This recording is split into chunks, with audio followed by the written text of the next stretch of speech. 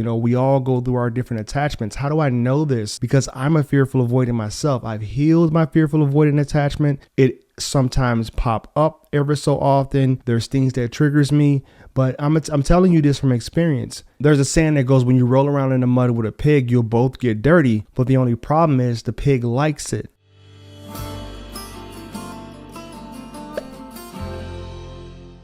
Hey, what's going on, my beautiful people? This is Certified Life and Relationship Coach, Coach Court. In today's video, we're going to talk about why you must be willing to walk away from a fearful avoidant to keep that relationship healthy. And there's three things I want to talk about. There's 3 points I want to make to really drive that home. I had a client reach out to me. We were doing some email coaching. He said he had heard recently that you must call out a fearful avoidant in order for you to actually keep that relationship. And I have to agree with that. And I'm going to tell you why I agree. Fearful avoidants need you to call them out because it's attractive. And I'm going to get to that later. But when you do call them out, you have to do it in a self-aware way where you're understanding that you're not being volatile while you're doing it. You have to do it in a respectful way, because if you don't do it in a respectful way, you're probably going to step on some trauma triggers that's going to push them further away and bring them back to an unhealthy state. So when you do it, here's how you want to do it. You want to lay out boundaries with them, because boundaries for you is going to help you in the long run. You want to lay out boundaries because boundaries is actually a way of showing that you're valuable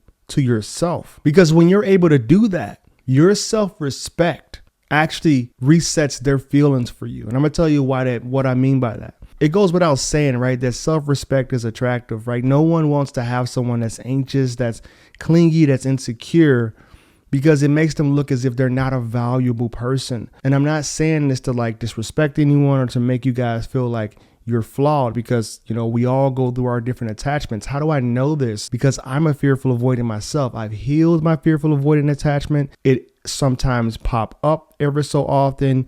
There's things that triggers me, but I'm telling you this from experience. When someone doesn't allow for me to continue to push boundaries and for me not to kind of have my way with them, it makes me regulate and check myself. It makes me feel like, okay, well, this person is actually someone who wants the best for me. They want to see me heal. They want to see me heal in a way that, I can't do by myself. I'm gonna be honest. My wife sometimes calls me out and she says, you're doing that thing again, because I'll have times when I'm trying to sabotage and I don't even realize it. Well, let's say we're having a good moment, and then something just kind of pops in where I'm like, okay, I'm feeling really insecure about this, but I won't say it.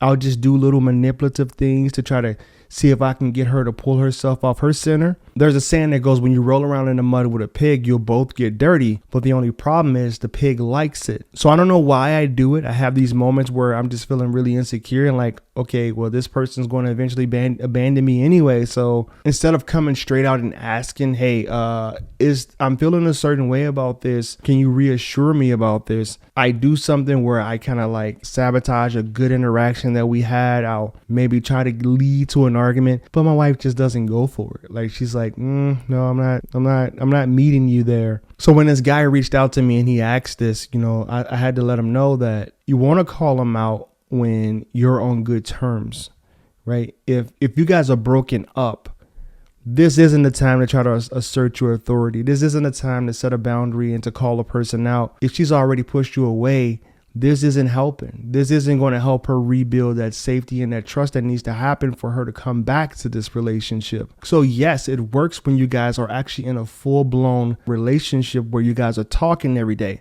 But if you're in no contact and you guys have already broken up, you don't want to be calling them out on something, because it'll actually make things worse. And if anything, it'll drive home that toxic shame that they feel. And the third thing I want to talk about is that distance. When you guys aren't in communication, that distance is actually what causes both you guys to recenter yourself. It brings yourself back to homeostasis. Unfortunately, dismissives and fearful avoidance, they like to sweep things under a rug. This is difficult for an anxious attacher to do, because anxious attachers have a hard time self-soothing. But when you get to the point where you're able to do that, you'll notice that when you get into some type of disagreement or some type of argument with a fearful avoidant and you come back together, you'll see that you guys are more regulated. But that doesn't mean that you have to continue to ignore the issues and the elephant in the room. When you do come back together, you want to make sure that you have some type of repair plan for when you come back. And what that repair plan should look like is you telling them what your experience was like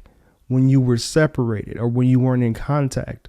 Kind of lay it out for them. Say, hey, I really value this connection, but when we were talking, and when you were kind of triggered into your state, this is how I was feeling during that time.